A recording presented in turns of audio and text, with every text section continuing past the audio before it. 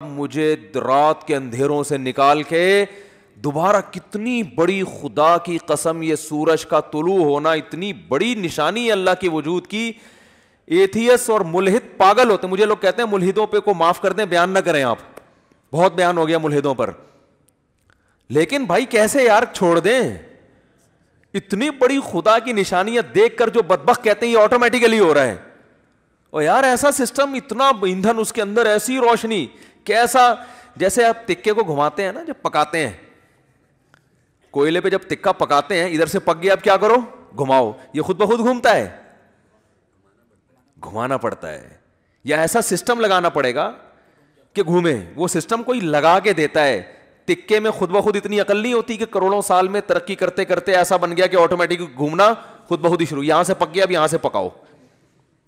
ہے بھائی، یہاں سے تو پک گیا، اب کیا کرو؟ اب یہاں سے پکاؤ مجھے. تکا خود بخود کروڑوں سال میں بھی اتنا ذہین نہیں ہوتا. تو یہ سورج اور زمین اتنے ذہین کیسے ہو گئے کہ سورج گیا اور پوری دنیا کو لائٹ دیتا دیتا ساری دنیا میں کی فصلیں اگاتا، وٹامن ڈی پرووائڈ کرتے کرتے کرتے کرتے ابھی سورج امریکہ والوں کو نواز رہا ہے. اس وقت یہاں رات ہو رہی ہے نا، امریکہ میں دن ہے. سورج وہاں جا کے گوروں کو وٹامن ڈی دے رہا ہے، ان کی فصلوں میں جان پیدا کر رہا ہے. ہمارا نمبر، ابھی ہم تکے کی وہ والی سائڈ ہے جو انگارے کے دوسری طرف گئے ہوئے ہم لوگ. بھئی یہاں سے تو زمین پک گئی ہے، اب اس کو تھوڑا سا اندھیرے میں رکھو، اس کو پکانے کی ضرورت نہیں ہے. اب میرے اس طرح پکانے کی باتیں کرنے سے ایتھیس کو تپانے کا کام ہو رہا ہے. حقیقت ہے نا، جب سورج پکا رہا ہے اور ایتھیس ہمیں تپا رہا ہے، خود بھی تپ رہا ہے الٹی باتیں کر کے. تو یہ بھائی کیسا خوبصورت نظام ہے یار. سورج کا جو طلوع ہے نا، خدا کی قسم یہ اللہ کی بہت بڑی نشانی ہے. لاکھوں کروڑوں سال ہو گئے سورج کی حرکت میں کوئی تبدیلی نہیں ہو رہی. کتنا بڑا آگ کا ایندھن ہے، آگ کا ایندھن زمین سے لاکھوں گنا بڑا. اتنی آگ، اتنا ایندھن کہاں سے آ گیا؟ اسٹیل مل میں جو ایندھن جس سے لوہا پگھلایا جاتا ہے، یہ آٹومیٹکلی پیدا ہو گیا، یہ اس کو پیدا کیا گیا ہے.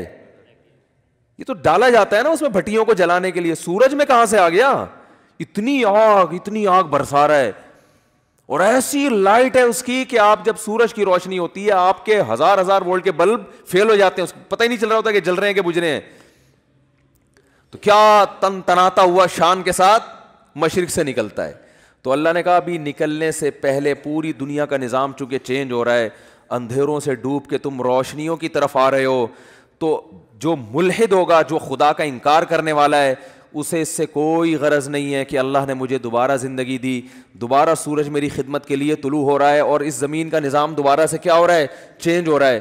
وہ تو پڑا ہوا خواب خرگوش کے مزے لیتا رہے گا. کافر خدا کو یاد نہیں کرے گا. اور جو خدا کو مانتے ہیں، جو مشرک ہیں، وہ مندروں میں جا کے بتوں کے سامنے جھکیں گے، حالانکہ وہ تو خود پیدا کیے ہوئے ہیں ان بتوں کو اللہ نے.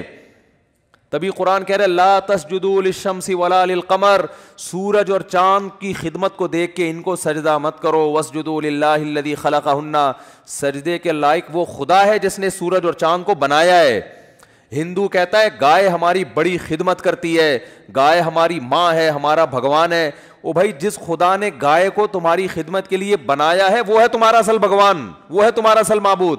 یہ گائے بنی نہیں ہے، بنائی گئی ہے. ایک میکینک نے گاڑی بنا کے آپ کو گفٹ دے دی، گاڑی کا شکریہ ادا کر رہے ہو آپ، ہیں؟ بے وقوفی ہے یا نہیں ہے؟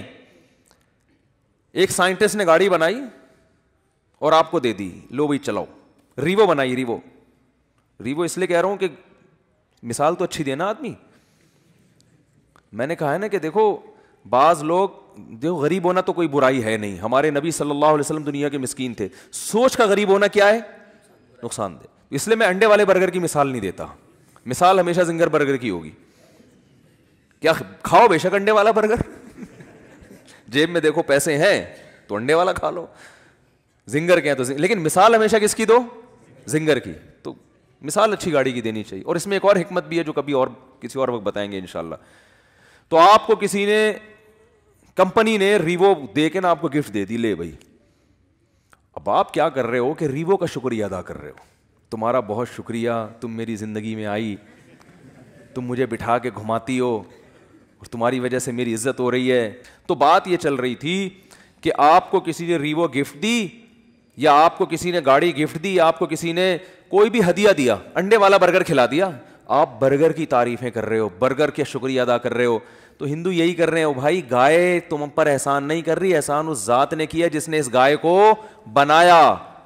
تو خدا کہہ رہا ہے کہ نہ ملحدوں کی طرح خدا کا انکار کرو کہ یہ خود بخود ہو رہا ہے, اور نہ مشرکین کی طرح اصل خدا کو چھوڑ کر بنی ہوئی چیزوں کو پوجنا شروع کر دو. اسلام کتنا بیلنس کرتا ہے, کیسی اعتدال والی بات کرتا ہے. لا تسجدوا للشمس ولا للقمر, سورج اور چاند کو سجدہ مت کرو ان کی خدمت کو دیکھ کے. واسجدوا للہ الذی خلقہن, اس ذات کو سجدہ کرو جس نے ان کو بنایا. یہاں بھی سجدے کا ذکر ہے, نماز میں ہوتا ہے سجدہ. تو اللہ نے کیا فرمایا, اقیم الصلاۃ لدلوک الشمس, سورج کے ڈھلکنے. یہ سورج سے نا زمین کا بڑا سسٹم ہے, سورج کو بڑا قرآن نے پروٹوکول دیا ہے. قرآن نے اپنی نشانیوں میں, اگر میں یہ کہوں کہ جتنا سورج کو پروٹوکول دیا ہے شاید کسی اور نعمت کو نہیں دیا, تو شاید میری یہ دعویٰ غلط نہیں ہوگا. تبھی تو سورج سے نمازوں کے اوقات رکھے گئے ہیں. روزہ بھی سورج دیکھ کے ہوتا ہے, سورج غروب ہوگا تو روزہ افطار ہوگا, سورج طلوع ہونے سے پہلے روزہ بند ہوگا, نمازیں سورج کے اوقات پر. تو یہ کیا ہے؟ اس لیے کہ دلوک کہتے ہیں ڈھلکنا.